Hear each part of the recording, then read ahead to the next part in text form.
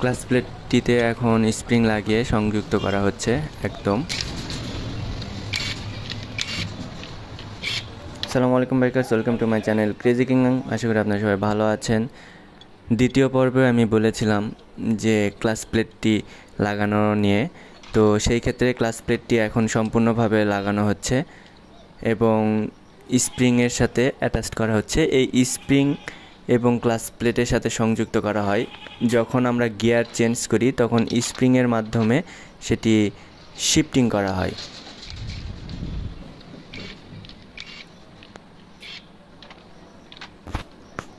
সেই ক্ষেত্রে দেখুন, স্প্রিং লাগাতে যদি একটু অসুবিধা হয়ে থাকে তাহলে সেই ক্ষেত্রে কিন্তু এটি কাজ করবে না। যেমন আমার স্প্রিংটি টাইট হয়ে গিয়েছিল এবং একটি অন্যটির সাথে লেগে গিয়েছিল।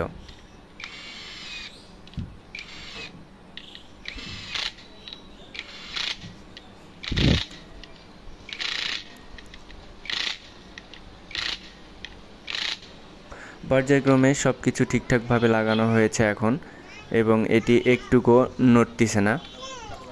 এবং যেটাতে ক্লাচ কেবল বা চেঞ্জ পকেট বলা হয়, সে চেঞ্জ পকেটের সাথে যেটি ক্লাচ প্লেটে শক্তি সঞ্চারণ করবে সেটি এখন লাগানো হচ্ছে।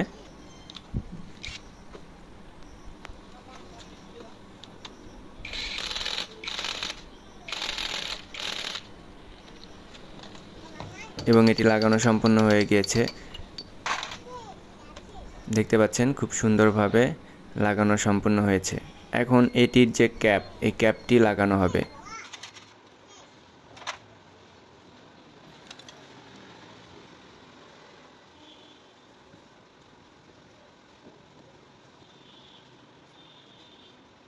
ক্যাপটি লাগানো প্রায় সম্পূর্ণ।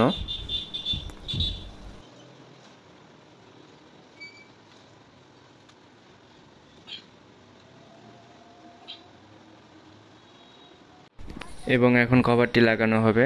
স্ক্রুগুলোতে মরিচা ধরার সম্ভাবনা, তো সেই ক্ষেত্রে এখানে স্প্রে করে দেওয়া হচ্ছে।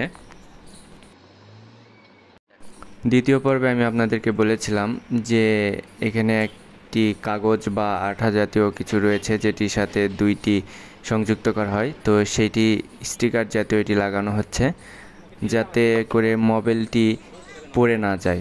শুধুমাত্র অ্যালুমিনিয়ামের সাথে মোবিল আটকে থাকবে না, তো এটি লাগানো হচ্ছে। এবং অবশেষে সর্বশেষ ধাপ, যেটি ক্লাচ কেবলের সাথে আমার গিয়ারটি শিফটিং করবে, সেটি লাগিয়ে দেওয়া হলো এবং এটি সুন্দরভাবে টাইট ফিট করে লাগানো হচ্ছে।